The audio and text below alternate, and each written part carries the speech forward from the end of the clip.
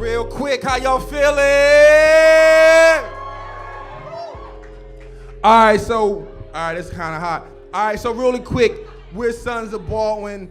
We are a SGL spoken word collective.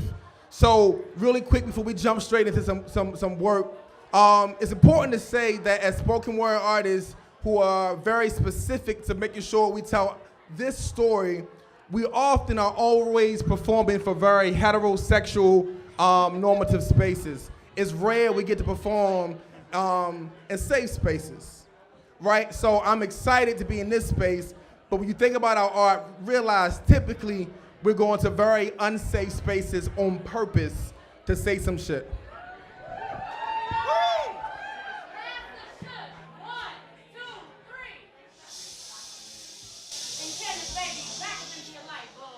Gotcha. All right, so we're gonna do 3 pieces, make them quick as possible. Show some love for the first piece, Duke the Rude. So we can be grown, right? Terms and phrases I like to avoid during sex. 1, I'm gonna fuck the shit out of you. Because sincerely, don't. 2, remove your shoes and socks. See, if he didn't take them off of his own accord, then there's probably a good reason, and there's no need to traumatize myself today. 3, vagina. This isn't the part about misogyny, but honestly, I'm kinda kinky and I needed a safety word. And safety words are a good way to let your partner know that you don't want what is happening right now. And for me, I don't want vagina, so vagina. 4, gay. When coming to the poetry scene, I didn't want to be referred to as that gay poet. I didn't want my mother's disappointment to precede my artistry, and I consider what I do in my bedroom some art work. 5, consent, because it is a mystery term. Definition keeps changing, especially when you're in a relationship. I once tried to make it work with someone who didn't like my poems. Imagine laying next to someone who cares about what goes into your mouth, but not the words that come out, like yes and no. 6, bitch, I ignore him when he calls me this. It's the only way he knows how to affirm his manhood, by putting down a woman.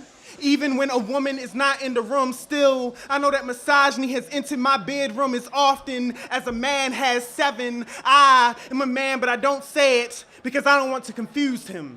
Don't want to remind him that this moment is called gay. Gay is not allowed in my bedroom, which is the size of the closet he already came out of. 8, nigga. A word that means nothing but says so much.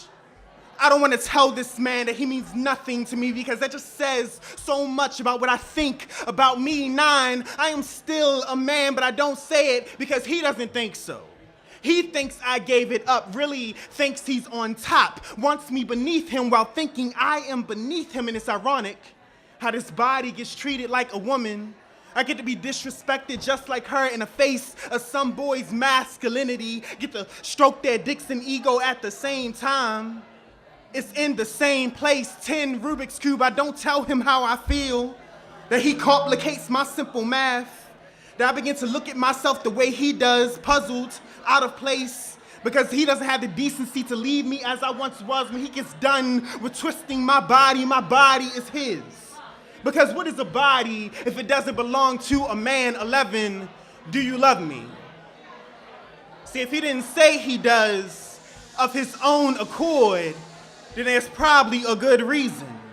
And there's no need to traumatize myself today. 12, freedom, because what does black and male know of freedom? It is hypocritical to mention. He won't trust me if I did. I don't know if I would.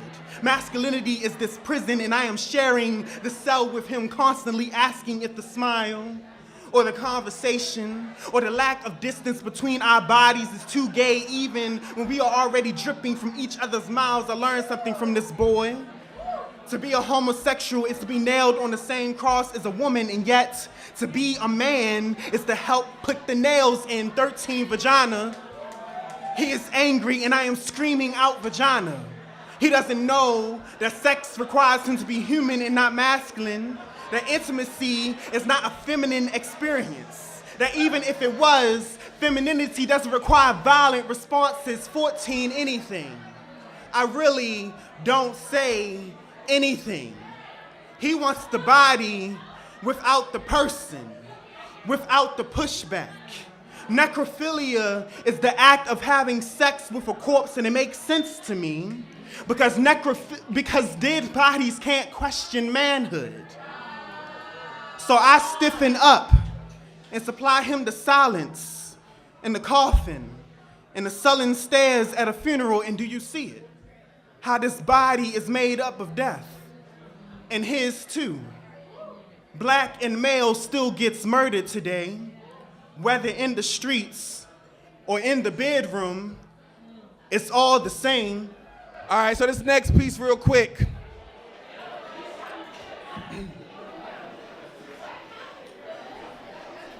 This poem is dedicated to all the white people who keep asking me to write a happy poem.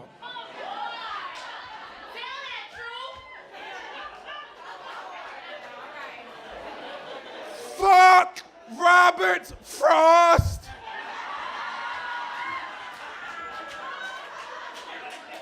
Fuck the woods he walked in. Fuck the path he chose. Fuck the white teacher who made me read him, made me believe that he be the epitome of poetry. Fuck the white principal, Matthew, who asked me why all my black students' poems are sad or angry. Fuck his white privilege. Fuck white privilege and all the pretty poems it produces. White privilege be like, write a poem about trees.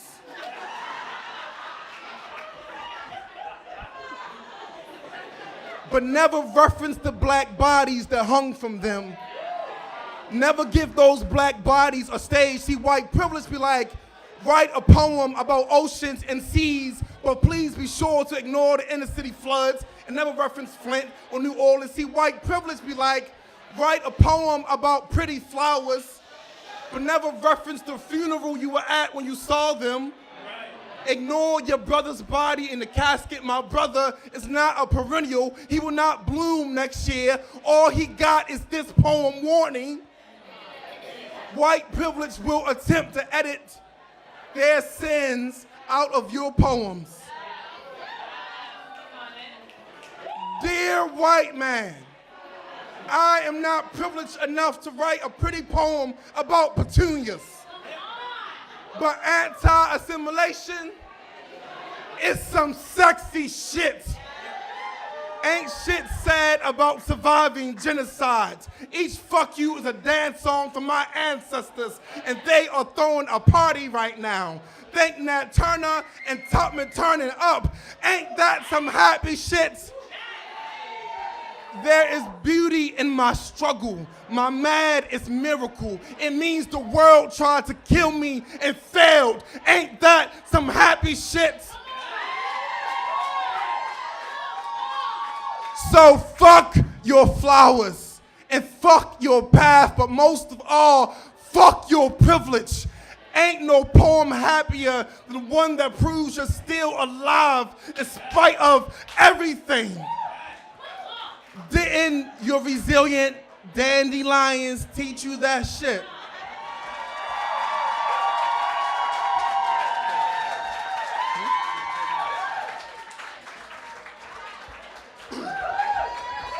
One more.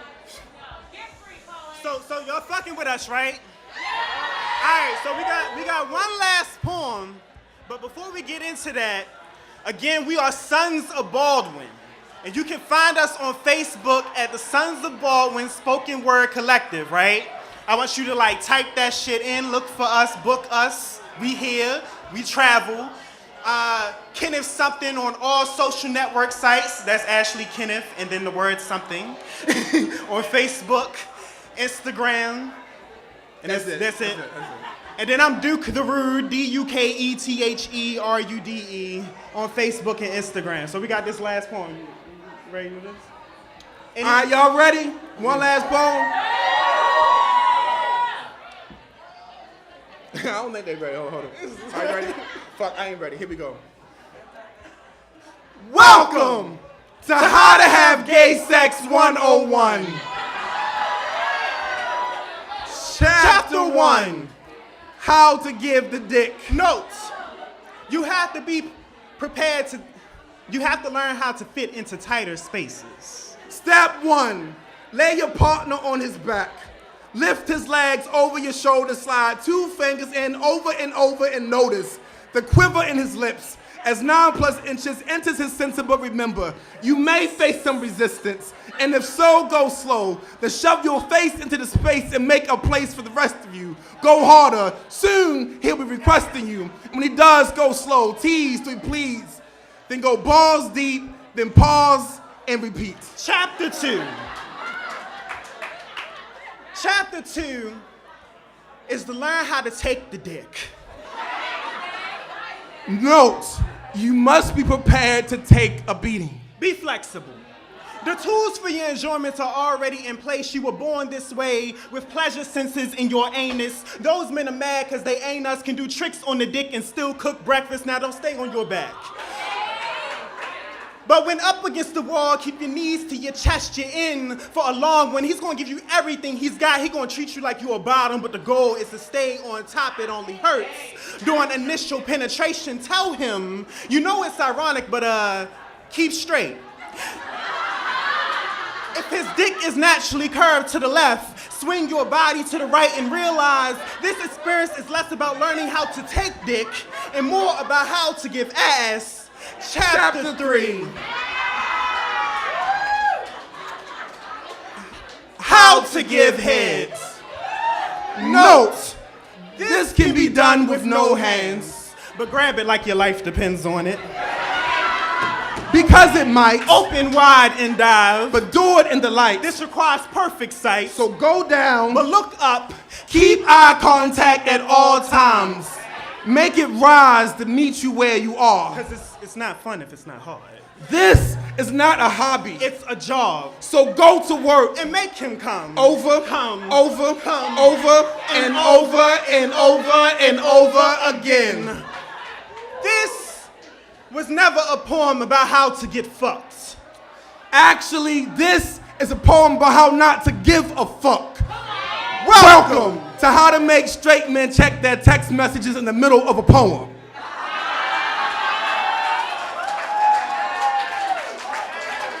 Welcome to How to Make Girls Snicker whenever a man misses having sex with the same gender. Welcome to How to Say fuck you to the guy who just whispered fag to his friend. Welcome to How to Make a Christian Pray for You. And condemn you to hell at the same damn time. Welcome to How to Make some pro-black folks forget your complexion in the middle of a poem. Note, you have to learn how to fit into tight spaces because straight folks will always make a place for you at the table or on the stage. So sometimes you have to shove your face into a space and make a place for the rest of you. Grab the mic and go hard. Soon they'll be requesting you. And when they do, go slow. Tease till they please. They go God-like deep, then pause and repeat. Note, you have to be prepared to take a beating. This world will fight to keep you out of their space. They will attempt to keep you in your place, but do not stay on your back. When up against the wall, keep your knees to your chest. You're in for a long run. They're going to give you everything they got. They're going to treat you like you belong at the bottom, but the goal is to stay at the top. Their words only hurt during initial penetration. Note, this can be done with no hands, but use them if you must. So grab the mic like your life depends on it. Because it might. Open wide and dive. But do it under spotlight. This requires perfect sight. So go in. But look out. Keep eye contact at all times. Make the crowd rise to meet you where you are. This poetry shit is not fun if it's not hard. This is not a hobby. It's a job. So go to work. And we will come, over, come, over, and over again. Welcome To how to be a sane, gender-loving poet on stage.